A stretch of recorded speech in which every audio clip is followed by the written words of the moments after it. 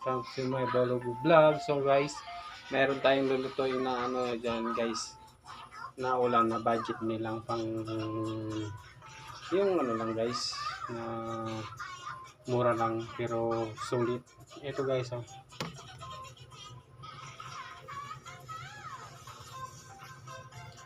Ayan.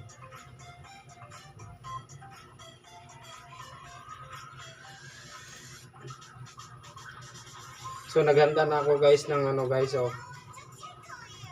Naghanda na rin ako guys ng mga sangkap na ating gagamitin sa pagluluto. Okay, so guys, no, mainit na yun guys yung ating kawali. Lagyan na natin ng oil.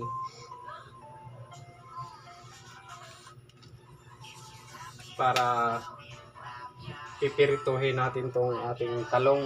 Itong talong na ito. Yung talong na iniyad ko guys. Ating pipirituhin yan.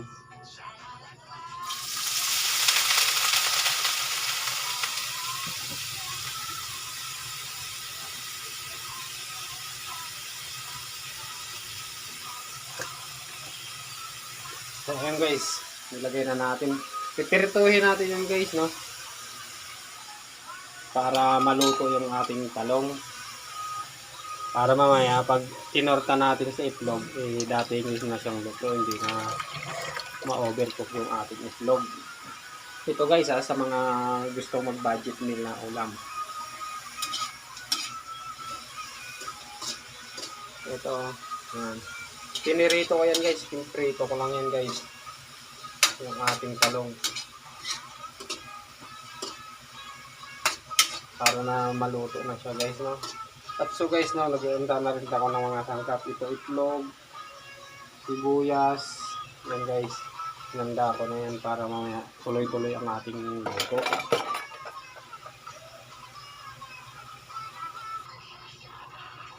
So guys, no, siguro mga 5 minutes nating bago hanguin itong ating pagpiprito ng talong. Ayan, o. Mag-ano na siya guys. Medyo nangayog na yung ating mga talong para sa pagpirito. So malapit na yan guys.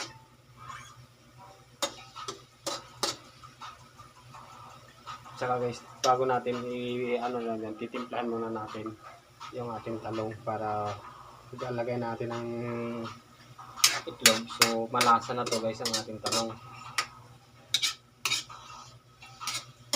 So gusto guys magluto ng ulam guys, so ganito lang guys yung gawin nyo.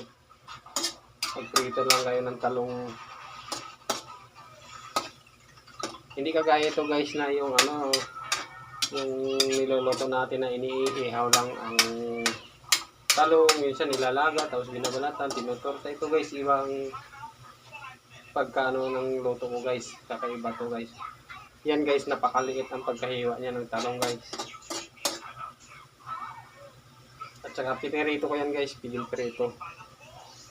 So guys, after 5 minutes guys, bago ko hahanguin yan ang pagpiprito.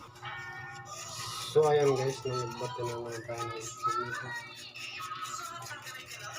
So ito na yun guys, yung natin nilalato natin.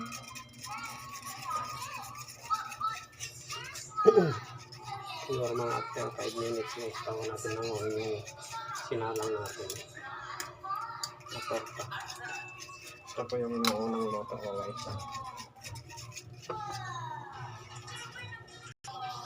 So guys, no, ihalo ko na ito pala ang ating talong. Ayan. Sa ating itlog na ginawa. Ayan.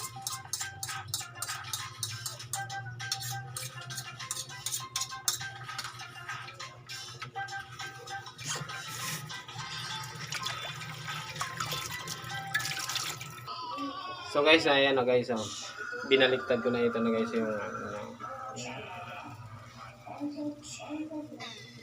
di ba? Napakaganda. Hindi kagaya na yung ating tinutorta na buo pa yung ganyan siya guys. Kahit yung anak nyo guys na hindi kumakain ng gulay, mapapakain to siya guys ng gulay kasi hinalo na natin guys sa itlog. Kaya yan ang gagawin nyo guys kung ang mga anak nyo ayaw kumain ng mga gulay. So ngayon guys, isusunod na naman natin itong pangalawa natin yung saalang.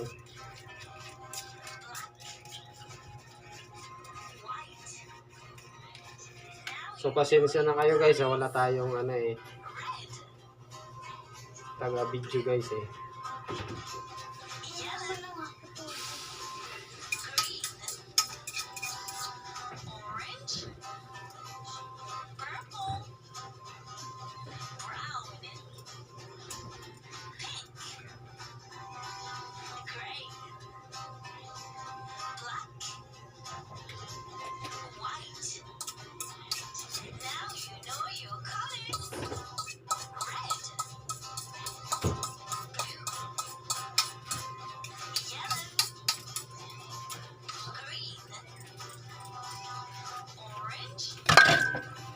So guys, papakita